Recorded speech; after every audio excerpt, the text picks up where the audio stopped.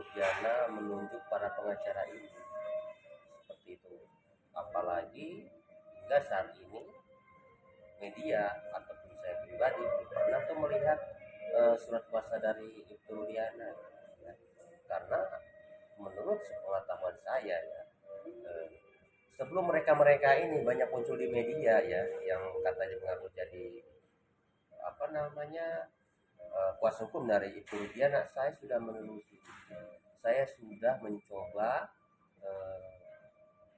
berkomunikasi ya dengan sosok yang tidak perlu saya sebutkan namanya, dan itu satu level dengan Pak Ibtu Rudiana. Waktu itu saya sempat berbicara jujur ya, menawarkan diri ya terkait Ibtu Rudiana ini, karena bagaimanapun kan jadi sorotan media. Saya bilang mungkin ada baiknya kita dampingi dan kita nanti sebagai juru bicara atau apapun. Namun apa jawabannya terjadi?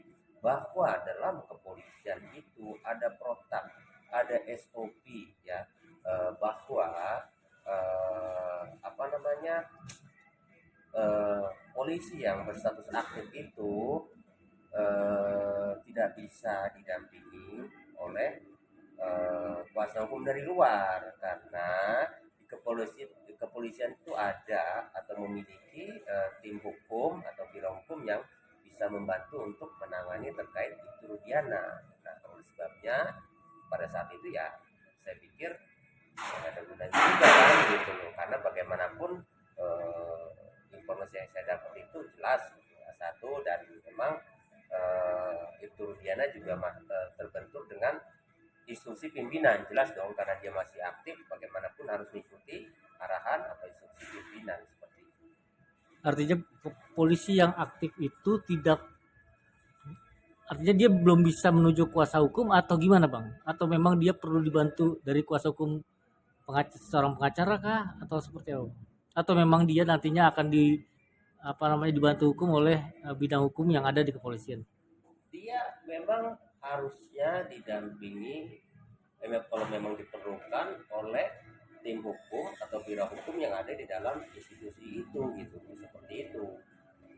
Kecuali pimpinan menghendaki lain, karena Ibtu Rudiana ini kan pasti akan ikut perintah dan bergantung pada pimpinan gitu. Nah, makanya terkait kuasa hukum yang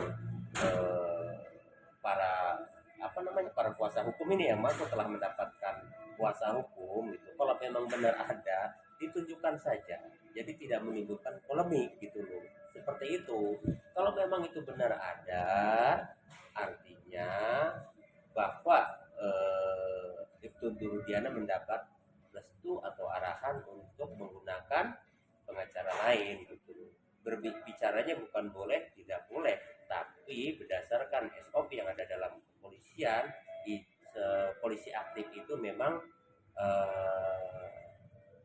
harusnya didampingi oleh tim hukum atau biro hukum yang ada di dalam.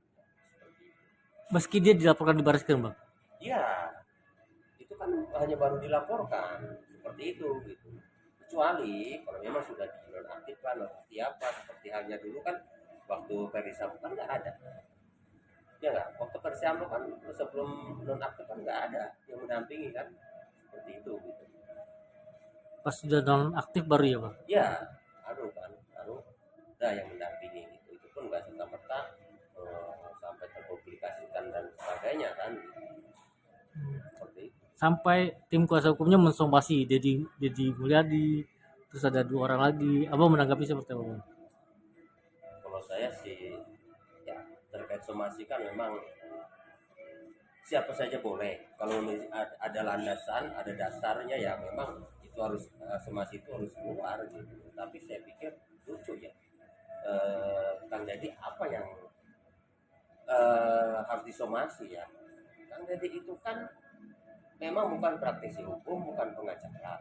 Dia itu lebih pada sebagai konten kreator, dan juga dia public figure sebagai pejabat yang memiliki kepedulian. Ya enggak?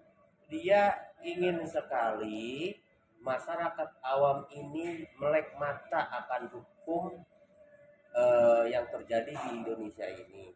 Oleh karenanya dia menelusuri itu dengan inisiatif apa namanya, pengen sekali loh kasus Vina ini benar-benar terang benderang gitu loh.